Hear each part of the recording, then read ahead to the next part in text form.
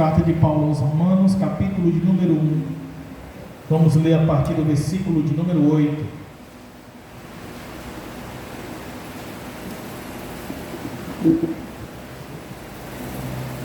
Diz assim a palavra de Deus: Primeiramente dou graças ao meu Deus por Jesus Cristo, acerca de vós todos, que em todo o mundo é anunciada a vossa fé.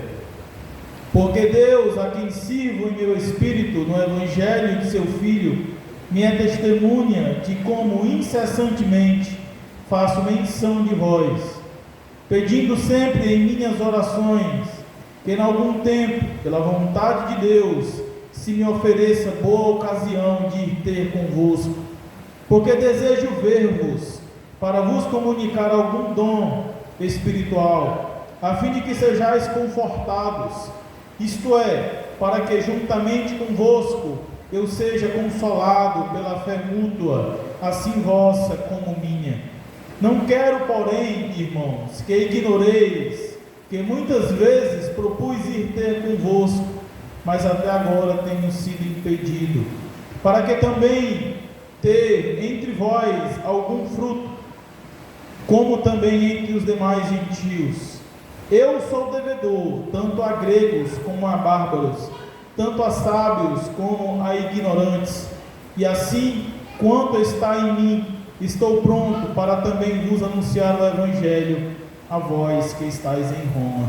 Somente até aqui os irmãos podem, nesse momento, tomar seus assentos. Eu posso desligar esse ventilador aqui?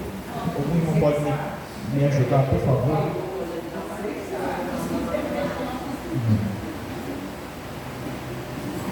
Amém. Irmãos, falar de missões é muito gratificante, porque a obra de Deus, ela se iniciou com missões. Nós vemos em Atos dos Apóstolos, ainda no capítulo de número 1, a promessa de Jesus à igreja que estava reunida em Jerusalém, que eles seriam testemunhas de Jesus após o recebimento de poder, mediante o batismo com o Espírito Santo. Eles não ficariam somente em Jerusalém, mas que após receberem o batismo com o Espírito, eles seriam testemunha em Jerusalém, na Judéia, em Samaria e até os confins da terra. Ou seja, o plano de Deus, o propósito de Deus para a igreja sempre foi de uma igreja missionária, que pregasse a palavra em todos os cantos da terra, que saísse das quatro paredes e saísse anunciando o Evangelho de salvação a todos os perdidos. Jesus, na grande comissão, está registrado em Mateus, no último capítulo, ele diz: ide por todo o mundo, pregai o Evangelho a toda criatura, e aquele que crê e for batizado será salvo. A mensagem do Evangelho é preciosa demais, irmãos, para ficar somente conosco. O Senhor requer de nós que nós façamos aquilo que um dia Ele usou um servo dele para fazer conosco, que é levar o Evangelho a outras pessoas. Porque assim como nós estávamos carentes do Evangelho, quando aceitamos a Jesus, quando recebemos a mensagem de salvação, há muitos homens, muitas mulheres nessa condição. É, portanto, requerido de nós esta responsabilidade. Deus nos dá, irmãos, essa responsabilidade de anunciar o seu Evangelho em todo o mundo. Paulo, o apóstolo, é para nós o maior exemplo de missionário que nós temos no Novo Testamento, na igreja primitiva. Paulo foi o responsável por escrever metade do Novo Testamento, mas não só isso, ele foi o responsável por fundar mais igrejas naquele período. Paulo era um grande missionário, irmãos, e nós temos muito a aprender com esse homem de Deus, com o exemplo que ele nos deixou de missionário, comprometido, dedicado à obra do Senhor. Se eu puder dar um tema a esta mensagem que eu estou trazendo aqui, eu iria dar o seguinte tema: disposição, melhor dizendo, oração, disposição, motivação e dever na obra missionária. Paulo nos mostra essas 4 características no texto que acabamos de ler. A primeira delas, irmãos, é a oração. Um missionário sem oração é como um pedreiro sem a sua colher de pedreiro. É como um profissional sem as suas ferramentas. A oração, irmãos, é o que impulsiona o servo de Deus a ganhar almas. É o que capacita o servo de Deus e coloca chamas no coração dele, para que ele possa fazer a obra de forma avivada, de forma ávida e sem temor, mas com coragem, com amor, com dedicação. É com a oração, irmãos, que tudo se começa na vida do cristão. Nós temos, por exemplo, a igreja primitiva. A Bíblia diz que enquanto os discípulos oravam, está registrado em Atos 2, desceu sobre aquela casa o Espírito do Senhor, de modo que todos foram cheios do Espírito Santo e começaram a falar em outras línguas. Ali, irmãos, se marcou o início da igreja. Foi a partir daquele momento que a igreja do Senhor Jesus foi definitivamente, oficialmente inaugurada. Foi a partir da oração daqueles homens, irmãos, que o Espírito Santo desceu sobre aqueles crentes e então encheu eles de todo o poder para pregarem o Evangelho. Foi a partir daquele episódio, irmãos, que os crentes foram cheios do poder de Deus e então passaram a anunciar com poder, com destemor, com ousadia, com intrepidez a palavra do Senhor, sem medo, sem temor, sem vergonha daquilo que poderia envergonhá-los, mas com coragem, com dedicação e com verdadeiro zelo pela obra do Senhor. Paulo, irmãos, é para nós esse exemplo, porque nele nós temos essas características de um homem que primeiramente orava pela obra missionária.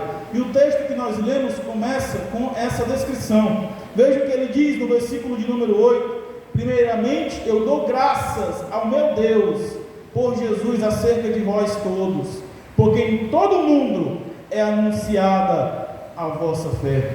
No versículo 9 ele ainda diz: porque Deus, a quem sirvo em meu espírito, me é testemunha de como incessantemente faço menção de vós.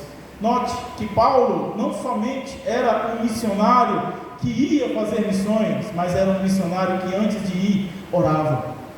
É interessante, irmãos, nós destacarmos aqui o fato de que Paulo não conhecia ainda a igreja de Roma quando escreveu essa carta. Paulo não foi o fundador da obra que estava em Roma. Ele não foi o que fundou aquela obra, ele nem conhecia, mas apenas de ouvir falar daquela obra, ele já muito se alegrava por ela. E pedia a Deus em suas orações uma oportunidade de ir até aquele lugar, de conhecer aqueles irmãos, de conhecer aquela igreja que se reunia em Roma. Veja, irmãos, que Paulo, ele tinha esse impulso, essa dedicação dada por Deus para orar pelas obras missionárias. E eu digo aqui aos meus irmãos, que antes mesmo de nós colocarmos os nossos pés na estrada para fazermos missões em qualquer cidade que for, precisamos colocar os nossos joelhos no chão para orar pela obra. Porque, irmãos, quando nós oramos, nós sentimos de Deus o direcionamento necessário para fazer a obra dele. É o que nós vemos, por exemplo, em Atos, capítulo de número 17. Abra comigo a sua Bíblia. Melhor dizendo, Atos 13. A chamada do apóstolo Paulo à obra missionária. Vejam o que aconteceu aqui, irmãos. Eles foram chamados a trabalhar na obra missionária enquanto oravam. Atos 13, a partir do versículo 1.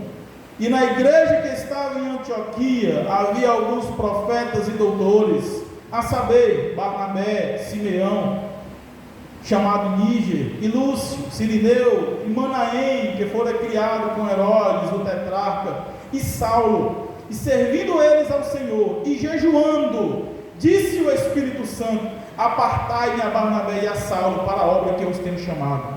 Então, jejuando e orando, e impondo sobre eles as mãos, os despediram. Note aqui, irmãos, que o Espírito Santo se manifestou em um contexto em que havia oração, jejum, busca pela direção do Senhor. Irmão, você ainda não sente de Deus qual é o seu chamado? Ore, tenha uma vida de oração, tenha uma vida de jejuns, tenha uma vida de devoção a Deus, então Deus falará ao seu coração através do Espírito Santo. Foi enquanto a igreja orava, jejuava, buscava a Deus, que o Espírito se manifestou e disse: apartai-me a Saulo e a Barnabé para a obra que eu os tenho chamado. A oração, irmãos, portanto, é o primeiro passo para se tornar um missionário bem-sucedido. Sem oração, irmãos, não há conversão de almas, Não há conhecimento bíblico que leve um homem ao arrependimento dos seus pecados, se não houver nas nossas palavras a unção que vem do Espírito Santo.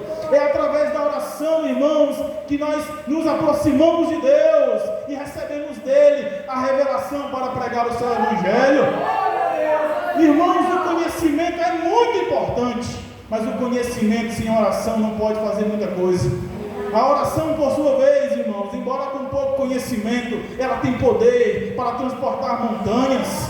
Um crente que ora, irmãos, ele tem poder para ganhar almas. O crente que ora, irmãos, ele tem poder para abalar as estruturas do inferno, mas ele tem que orar. O primeiro passo é orar. O primeiro passo, irmãos, é orar. Portanto, a primeira característica que nós temos de um missionário, aprendendo com Paulo, é de uma vida de oração. Paulo orava, irmãos, pelas igrejas, não somente pela igreja de Roma. Abra comigo a sua Bíblia em 1 aos Coríntios, primeira carta de Paulo aos Coríntios, no capítulo de número 1.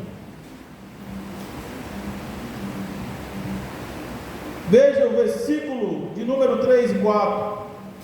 Graça a vós e paz da parte de nosso Pai, de Deus nosso Pai, e de nosso Senhor Jesus Cristo. Sempre dou graças ao meu Deus por vós, pela graça de Deus que vos foi dada em Jesus Cristo.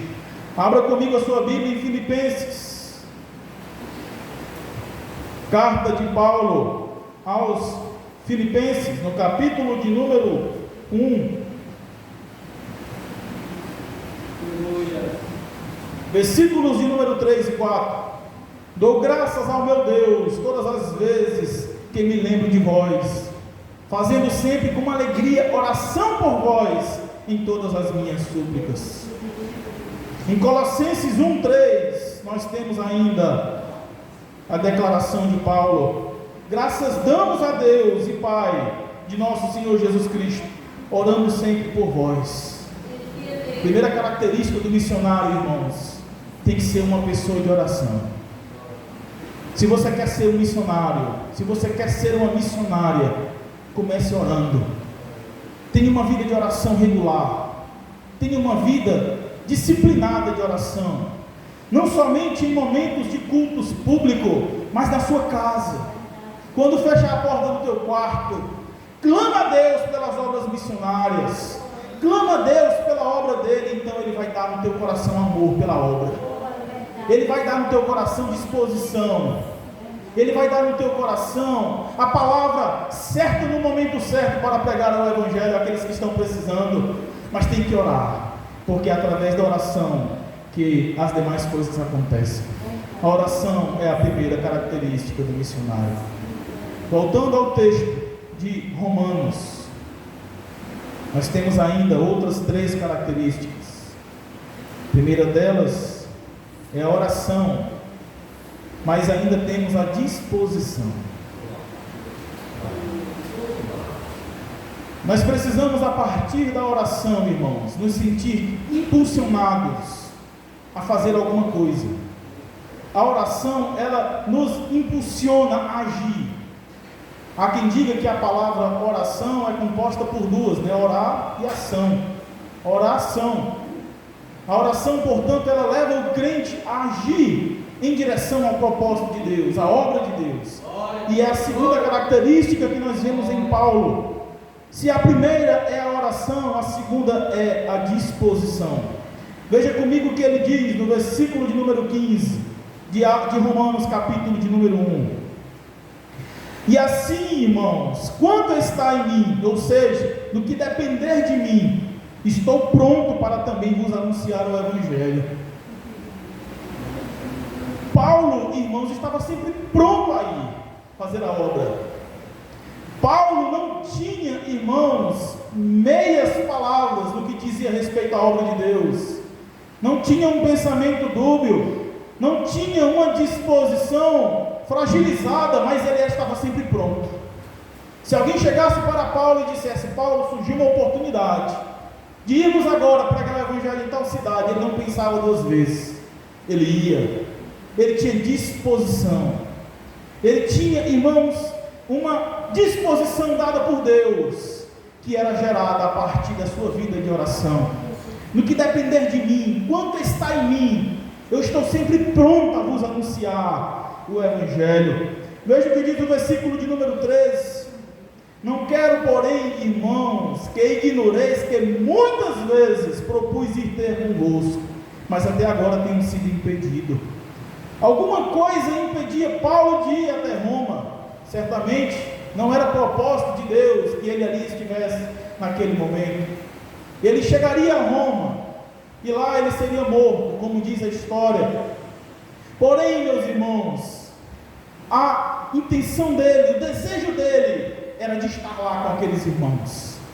Quando você pensa na obra missionária, você tem essa mesma motivação? Ou o que vem na sua mente são apenas as dificuldades? Porque obra missionária, irmãos, envolve muitas coisas, e uma delas é a renúncia, uma delas é a falta de conforto. Nós estamos em nossa casa, no conforto do nosso lar, na nossa rotina diária, com acesso à tecnologia, e ir para a obra missionária muitas vezes significa abrir mão disso, abrir mão de uma cama quente, abrir mão de uma TV, abrir mão de uma internet, abrir mão do convívio com a nossa família, abrir mão, irmãos, do convívio muitas vezes com a igreja local, porque na obra missionária muitas vezes é somente a gente, somente nós que estamos ali, começando uma obra, pregando ali, começando do zero, anunciando o Evangelho aos perdidos. E para isso precisa ter muita disposição, irmãos, porque senão as dificuldades, elas sobrevêm sobre nós de um modo que nos desanima, que nos entristece, que nos faz querer falhar no nosso propósito. É preciso ter disposição, eu tenho que ir, é preciso, irmãos, ter coragem, e essa disposição, irmãos, ela é forjada na oração. É por isso que é preciso orar primeiro, porque o crente que ora, ele tem de Deus a capacitação necessária para fazer a obra de Deus. Ele tem de Deus, irmãos, a disposição dada pelo Espírito, porque a obra de Deus é coisa séria. Nós não podemos fazê-la pelo calor da emoção, por causa de uma amizade, por causa de um movimento. Não, meus irmãos, a obra de Deus tem que ser feita debaixo de muita oração e com disposição. Tem que ser feita com muita disposição, porque, irmãos, será momento de provações.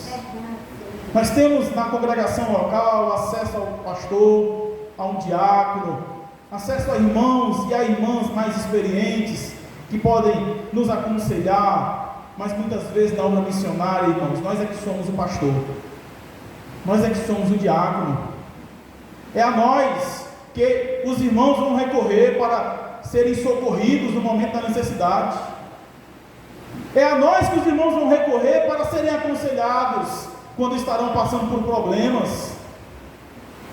É na obra missionária, irmãos, que muitas vezes nós somos o evangelista. Nós temos que anunciar o Evangelho e ganhar almas. Então, irmãos, tem que ter disposição, tem que ter muita disposição, porque nós saímos da nossa zona de conforto para ir para um campo de batalha.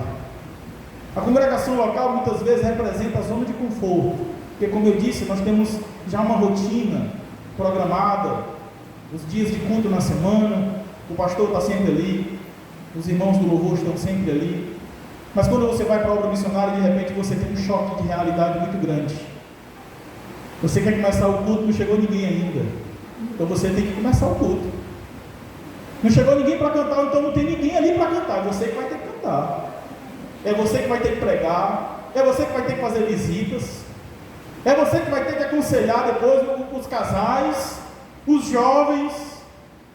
Então, meu irmão, tem que ter muita disposição para isso, porque a obra missionária não se faz apenas de motivação externa, tem que ser de motivação interna. Se você vai por uma motivação externa, porque alguém está indo, ou porque um grupo está indo, e talvez alguém ali que você goste, ou você tenha mais afinidade de estar naquele grupo, então você está indo naquele momento ali por uma motivação que não é estritamente espiritual. Se não tiver aquele grupo, se não tiver aquela pessoa, você talvez não vá. você talvez não esteja lá, porque a sua motivação não era aquela. Mas quando você tem a disposição correta, espiritual, então você não se limita às condições. A falta de recursos, você muitas vezes se coloca numa situação difícil, mas você vai, porque você tem disposição. A disposição, irmãos, é importante e é necessária para a obra missionária. Sem disposição, irmãos, não há continuidade. Nós podemos ir 1, 2, 3 vezes, mas quando começar a ficar difícil, nós começaremos a pensar: rapaz, será que eu devo ir? Será que é para mim mesmo? Será que eu não devo ir para tal lugar, fazer tal coisa? Surgiu um evento aqui para mim, e é no dia da viagem, e agora? Eu vou para a viagem ou eu vou para esse evento? Então é nessas horas, irmãos, que a disposição do nosso coração, ela tem que falar mais alto. Eu tenho que fazer missões, eu tenho um compromisso, então eu vou, nem que para isso eu perca alguma coisa, mas eu vou. Seja como Paulo, meu irmão, esteja pronto aí, no que estava em Paulo, quanto está em mim. Note o que ele diz: quanto está em mim, no que depender de mim, eu estou pronto. Se eu perguntar a você nessa noite, você está pronto aí agora fazer missões? O que você me dirá? Será que está pronto? Será que está pronto? Você tem que ter essa disposição. Segunda característica, portanto, que nós temos aqui, irmãos, em Paulo, é a disposição. A primeira é a oração, a segunda é a disposição. A terceira, a motivação. Paulo tinha, irmãos, motivações estritamente espirituais, santas. As motivações de Paulo ao fazer a obra missionária eram motivações espirituais. Paulo queria ver a obra crescer. Paulo queria ver os crentes sendo avivados. Paulo queria ver os crentes com dons espirituais. E essa era a motivação dele. Muitos irmãos que fazem a obra missionária, e eu digo isso com um lamento, fazem pelas motivações erradas.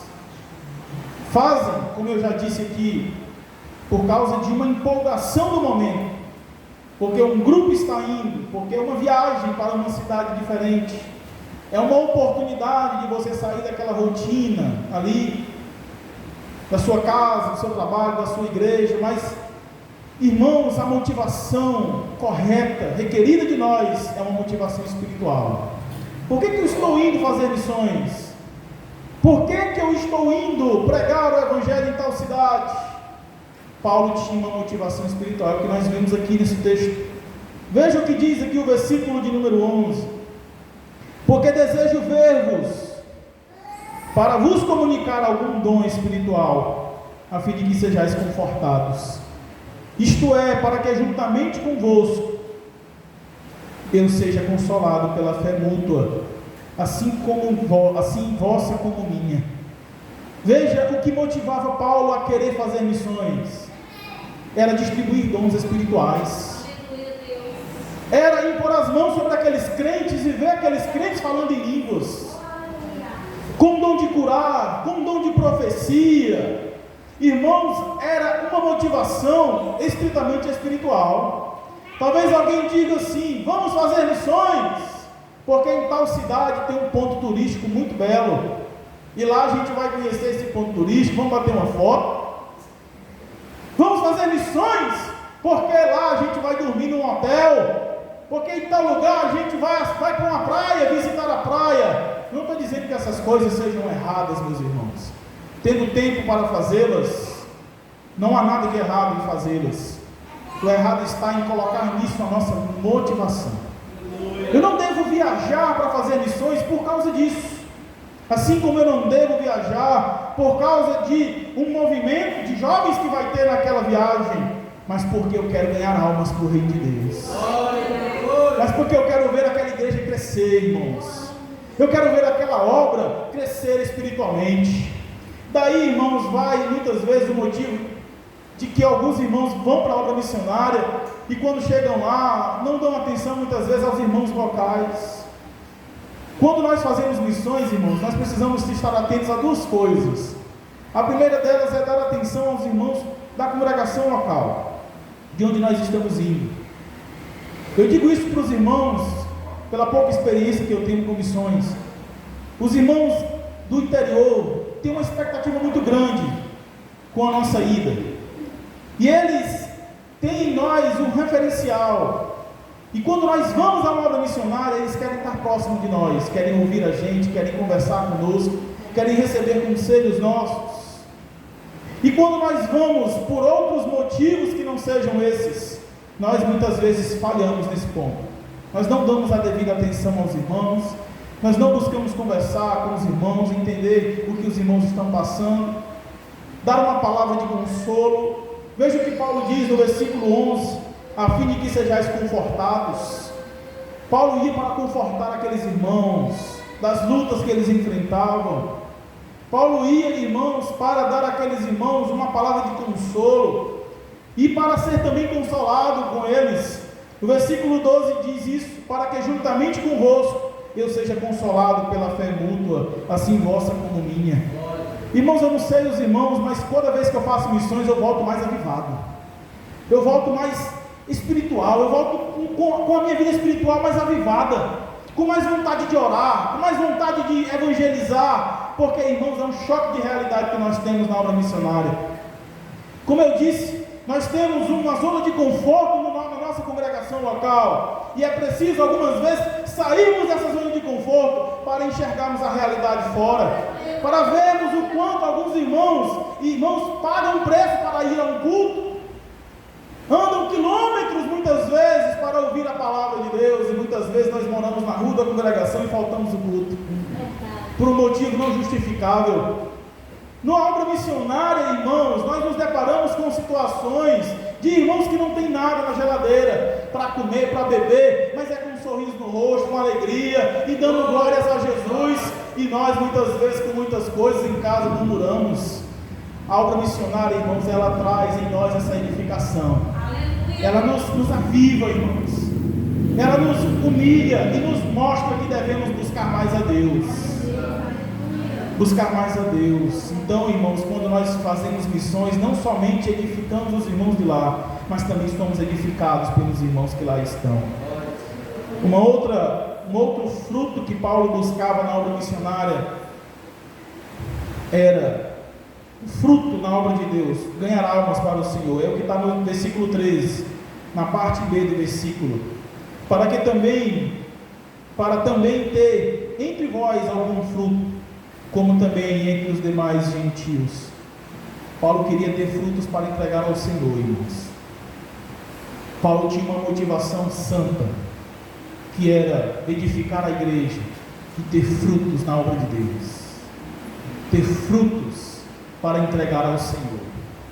Nós fomos chamados pelo Senhor para darmos frutos. Em João 15,16, Jesus diz aos seus discípulos: para que vais ao mundo e deis fruto, e o vosso fruto permaneça. Ele nos chamou, irmãos, para darmos fruto. Jesus foi quem disse: ide por todo o mundo, pregai o evangelho a toda criatura, e aquele que crê será salvo, aquele que não crê já está condenado. Ele nos chamou a ganhar almas, ele nos chamou, irmãos, a ter frutos na obra dele. Muitas vezes, irmãos, nós nos acomodamos na nossa vida cristã cotidiana e achamos que estamos fazendo o certo somente em ir à igreja e não buscar fazer algo a mais pelo Senhor. Irmãos, Deus não nos chamou para viver uma vida monótona, Ele nos chamou para que tenhamos frutos. Jesus disse que todo ramo que está nele não dá fruto, arranca e joga fora, mas todo aquele que dá fruto, Ele limpa para que dê mais fruto ainda. O crente que dá fruto, irmão, o Senhor trata dele para que ele dê mais fruto ainda. Se você não está dando fruto nessa noite, você busque ao Senhor, para que o Senhor possa despertar em você esse amor pela obra dele, essa disposição para que você possa dar frutos na obra dele. A terceira característica, portanto, irmãos, foi a motivação. Paulo orava pela igreja, Paulo tinha disposição de pregar o evangelho, e Paulo tinha as motivações corretas, que eram motivações estritamente espirituais.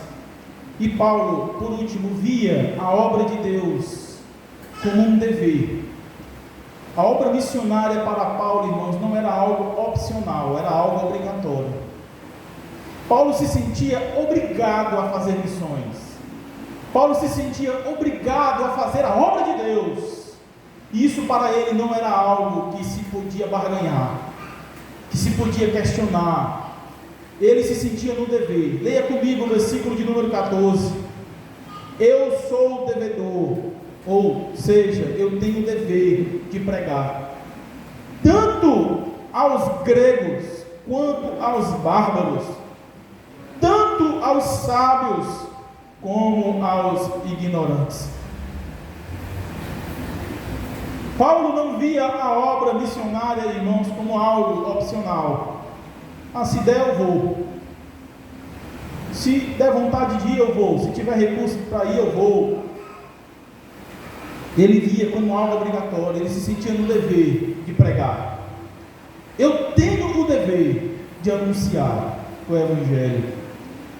Para quem, irmãos? Paulo era um homem muito culto, talvez ele se limitasse apenas aos cultos.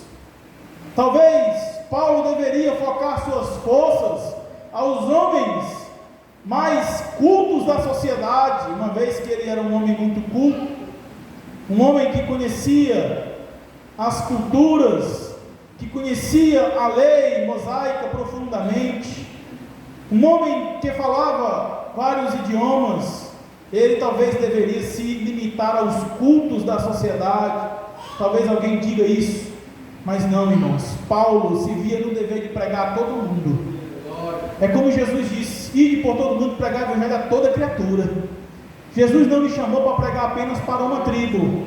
Jesus lhe chamou para pregar para todos, para os grandes e pequenos, para os ricos e para os pobres, para os letrados e os iletrados. Jesus lhe chamou para pregar a todos.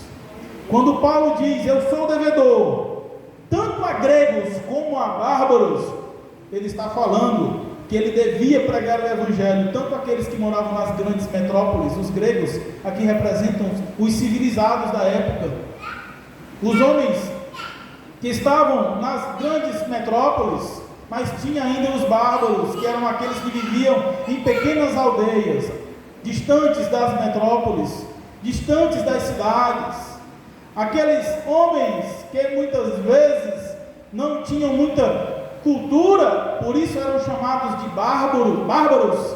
Mas, irmãos, o dever de pregar o Evangelho não se limitou aos cultos, não se limitou aos que moram nas cidades, não, irmão, se limitou, não. O dever de pregar o Evangelho é para todos, é para os gregos, mas também é para os bárbaros, é para os sábios, mas também é para os ignorantes. Os sábios aqui representam os letrados, os de diplomas, os intelectuais da sociedade. Mas a sociedade não é composta somente de intelectuais. Não são somente os intelectuais que precisam ser salvos, mas os ignorantes também precisam, os iletrados também precisam, aqueles com pouca instrução, com pouco estudo, que muitas vezes não sabem nem ler e escrever. Esses também precisam ser salvos, e para eles também precisamos pregar o Evangelho. Para estes nós temos o dever de pregar o Evangelho, tal qual nós temos o dever de pregar o Evangelho para o nosso patrão. Muitas vezes, irmãos, nós nos sentimos muito motivados a pregar o Evangelho numa favela, numa comunidade, porque sabemos que naturalmente uma pessoa que vive numa condição social mais desprivilegiada é uma pessoa mais sensível ao Evangelho, é uma pessoa que vai dar mais voz, mais ouvidos ao que você está falando, vai dar mais atenção ao que você fala. Mas quando nos surge uma oportunidade de pregar para o nosso patrão, a gente se acovarda, porque a gente pensa: não, esse homem é muito culto, esse homem aí tem não sei quantas formações, esse homem é muito rico, ele não vai querer perder tempo ouvindo o Evangelho, não. Aí é que você se engana, meu irmão, aí é que você se engana.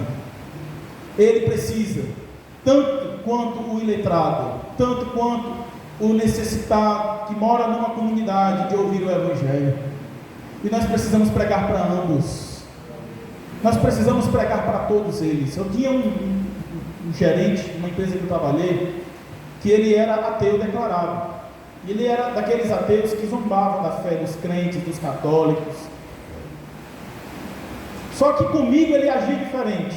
Tinha alguns evangélicos no local onde eu trabalhava e ele tirava brincadeiras com eles, mas eu sempre tive uma postura muito séria no meu ambiente de trabalho, e comigo ele agia diferente. Ele não zombava na minha frente, e quando ele se referia a mim, ele dizia: mas você é diferente. Mas você... Aí eu aproveitava, irmãos, as oportunidades para entrar com o evangelho. Toda oportunidade que Deus me deu, eu falei de Jesus para aquele homem. E eu saí daquela empresa, mas eu saí com a consciência tranquila de que eu preguei. Eu preguei para ele, assim como eu preguei para o zelador. Eu estava lá nessa empresa, uma empresa muito grande, e eu comecei a sentir um incômodo no meu coração para começar um grupo de oração. Na hora do almoço, aliás, todo mês, um dia no mês, uma sexta-feira, se não me engano, tinha uma missa oficial lá.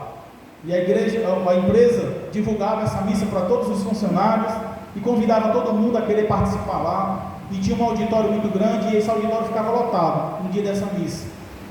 E eu observando aquilo, eu fiquei incomodado e disse: não tem nenhum culto aqui, só tem missa, né?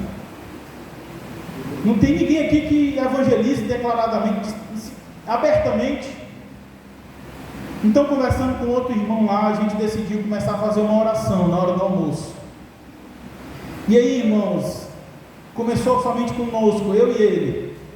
A gente fazia uma oração, cantava 2 hinos da harpa, depois um trazia uma palavra, e depois orava encerrando. Era meia hora, todo dia, de 12h30 a 1h da tarde. No segundo dia veio uma pessoa a mais, já eram 3. No terceiro dia já veio outra pessoa. Irmão, chegou o dia de ter 30 pessoas, sendo que a maioria era descrente, espírita, católico, ateu, até ateu participava, porque os irmãos começaram a ver as pessoas vindo e começaram a se sentir encorajados a convidar. E aí nos corredores da empresa era crente convidando: rapaz, vai ter oração na hora do almoço, vai ter oração na hora do almoço. E aquele movimento cresceu tanto, irmãos, que o RH da empresa nos procurou e perguntou se a gente não queria fazer oficial um culto todo mês na empresa, para todo mundo. E foi uma bênção, irmãos, foi uma bênção. A gente oficializou o culto mensal, continuávamos com as orações nos intervalos, mas mensalmente, uma vez por mês, oficialmente tinha um culto, e era divulgado pelo RH, todo mundo era convidado. Eu levei o pastor Glauco para pregar lá, né? Cheguei a convidar o pastor Diego, levei o evangelista Jean, e foi uma bênção. E até hoje eu ouço dizer que continua lá esses cultos, né? Não trabalho mais lá, mas a semente foi plantada. E eu louvo a Deus, irmãos, porque as oportunidades que eu tive, eu aproveitei. Nós precisamos, irmãos, aproveitar as oportunidades que Deus nos dá e ver a pregação do Evangelho como um dever, como uma obrigação e não apenas como algo opcional. Você não tem a opção de não pregar, você é obrigado a pregar o Evangelho. Foi o Senhor quem disse, melhor dizendo, está descrito em Romanos: como ouvirão se não há quem pregue? Como pregarão se não forem enviados? O Senhor já nos enviou, irmãos. Disse o Senhor: ide e pregai. Nós somos enviados pelo Senhor. Agora precisamos atender o chamado e começar a pregar. Na escola, no trabalho, nas viagens missionárias, mas não parar de pregar. Irmãos, quando nós vamos abastecer um automóvel, o frentista pergunta: é comum aditivada? Nós sabemos que a aditivada é melhor para o motor do carro, né? Mas muitas vezes optamos pela comum pelo preço, porque geralmente a comum é mais em conta. Mas, irmãos, no que diz respeito à pregação do Evangelho, o crente não tem essa opção, não. É com Evangelho ou sem Evangelho? É pregando ou não pregando? Não, é só pregando. Eu tenho um dever. Veja o que Paulo diz: eu sou devedor, tanto a gregos como a bárbaros, tanto a sábios como a ignorantes. Eu sou um devedor.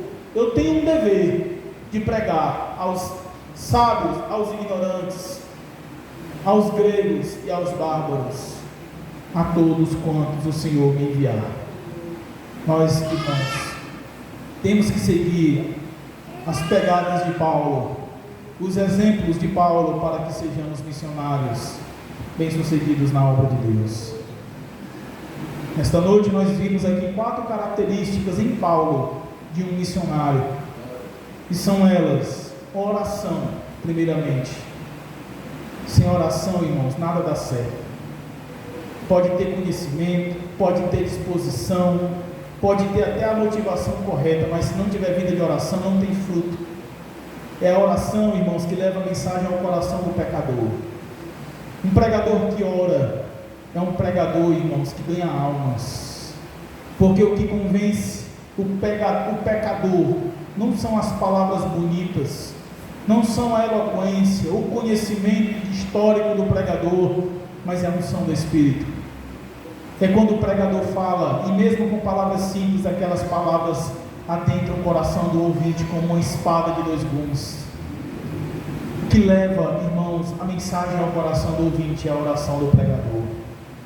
Mas tem que ter disposição para fazer a obra, coragem, não dar desculpas, mas estar sempre pronto a pregar o Evangelho. Tem que ter as motivações corretas. Eu vou, meu Senhor, mas eu vou porque eu quero ver aquela igreja crescer, quero ver almas sendo ganhas, eu quero ver os irmãos com dons espirituais, eu quero ver os irmãos edificados, e eu quero também ser edificado por aqueles irmãos. E por fim, meus irmãos, ver a obra missionária como um dever, e não como algo meramente opcional. Eu tenho dever, disse Paulo, para com os gregos e os bárbaros, para com os sábios e os ignorantes. Amém. Vamos ficar de pé, irmãos. Eu quero fazer uma oração nessa noite.